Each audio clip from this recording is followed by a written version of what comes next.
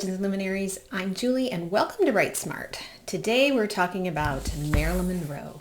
In the new book, Marilyn, The Lost Photographs, The Last Interview by Alan Grant and Richard Merriman.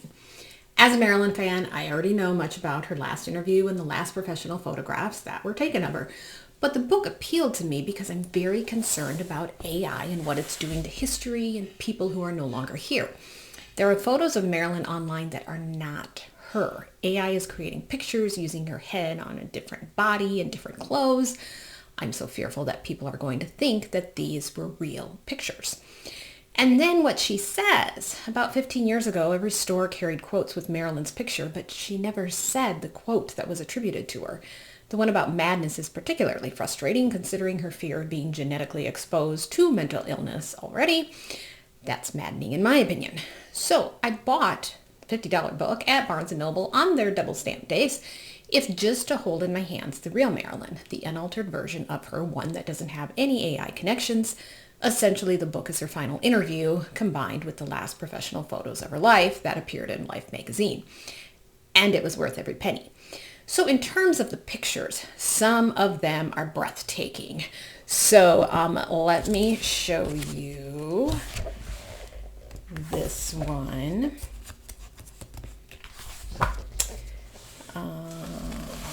This one's cool. Her leg is kicked up and she's having a blast. Here's another one. That looks like this. And the pictures are set up in a variety of ways. You get quotes that they've emphasized that are in big and in pink. Other times you get a series of photographs. So there's a variety. Oh, this one is just absolutely lovely of her. And then there's this one that's fun. I didn't realize there were so many full shots of her.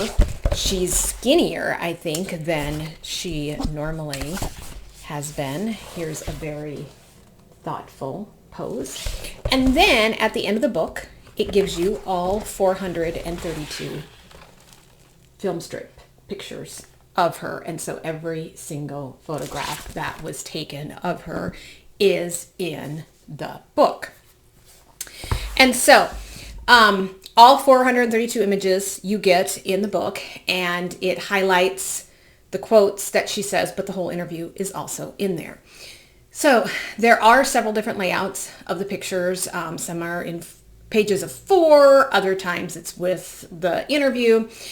And so you might be wondering how this Marilyn book ties into writing and inspiration. Well, Marilyn was an incredibly creative person and she was always working at improving her craft. I hate that she's portrayed as some ditzy blonde that was just a pretty face.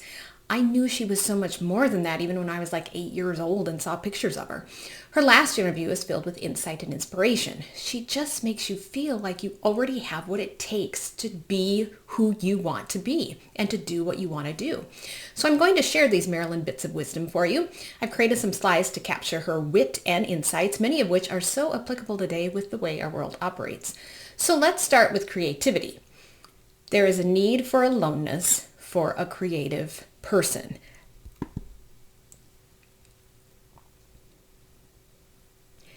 That part of my life is what I treasure very much, the use of my imagination. Creating art and making money can be intermingled if you work hard at it. Creativity has got to start with humanity, and when you're a human being, you feel, you suffer. I think one of the reasons Marilyn attracted me was because she never had that big Hollywood attitude. She didn't live in mansions or flaunt her extravagance. She said she never liked throwing lavish parties or desired money, that such things were never her goal. So here's what she said: I like to live simply. Can't say that about celebrity lifestyle today. One time when she refused to have her picture taken in front of Betty Grable's dressing room, like Grable was a has-been and Marilyn was taking her place, Marilyn said what Marilyn said could be applied to any type of meanness because she refused to do what the press wanted her to do. And this is what she said: I wouldn't do this to anybody any more than I'd want it done to me. If only we lived that way. Another thing Marilyn discusses is how the press wanted to persuade people how to think about a movie. But if people see the movie, they can judge for themselves. She says this: "We human beings are really strange creatures. We still reserve the right to think for ourselves." Ha! I think that one we really need to start doing rather than these ridiculous trends on social media and following extremist views. Which leads me to her thoughts on beauty. I feel that beauty and femininity are ageless and shouldn't be contrived, and glamour cannot be manufactured. I hope the younger generation applies that one rather than worrying about Botox at 15. In being copied by other women, Marilyn tells a story of this actress who posed nude in the hopes it would buy her fame like she thought it did for Marilyn.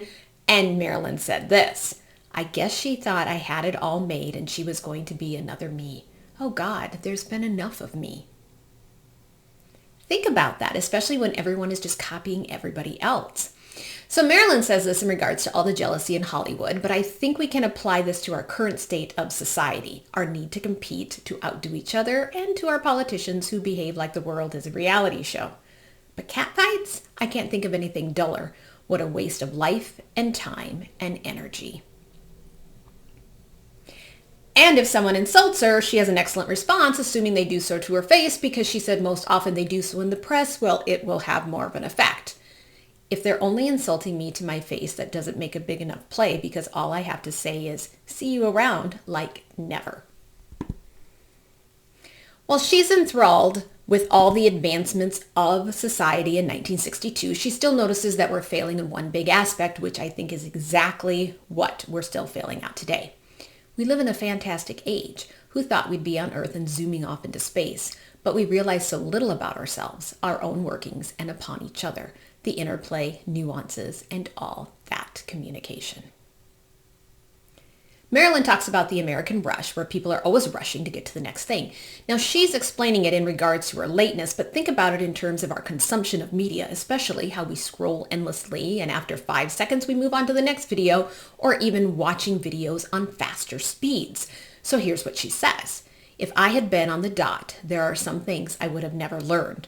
I wouldn't have learned them because I hadn't stayed longer where I was and had left to go to the next place where I had to be." Yeah, think about that. When we're not learning anything because we're not engaged with any material whatsoever and refuse to put our phones down and focus on any one thing at any one time. So here's 4 more Marilyn wits of wisdom. "I don't know, but I've always been able to make anything grow. The only things I'm sour on are the things I'm sour on. I want to express myself clearly and with clarity. I want to be good, not because I have to be, but because I want to be. Otherwise, what's the use of drawing the next breath?" I'm just so happy that I bought this book. The book also gave insight into her mental state of mind. Less than a month after the interview, Marilyn was dead. One of the prevailing suicide rationalizations was that someone happy would have decorated their home, not been living in a house with no wall hangings or barely any furnishings. Marilyn told both Grant and Merriman about all the furniture she had ordered from Mexico, how she was designing the inside of the house herself down to the tiles. She was excited to show off her house to them. Another contradiction involves her perpetual lateness that many attributed to her alleged selfishness and ego, or even to her addiction to pills. According to Merriman, Marilyn was one of those disorganized people who could never catch up. We all know those kinds of people. He said, and I quote, "The necessary mechanisms of daily living were beyond her grasp. She always started out behind and never caught up." Through the interview, you don't sense a woman who has given up on her dreams despite all that she's been through. So if you are a Marilyn fan, you must buy this book. With so much information getting twisted and creative, not to mention the decades of Marilyn conspiracies that have lived on forever, this book is a beautiful example of capturing someone as they are, unedited and unaltered, both the pictures and the interview. So let me leave you with one last Marilyn quote. When she's talking about what she hopes she's done for the people, how she hopes that her work has made a difference for people. She said this: "Maybe it's just a dream, but I'm also entitled to my dreams. Thanks for watching. As always, my goal at Write Smart is to get a little bit smarter, one book at a time.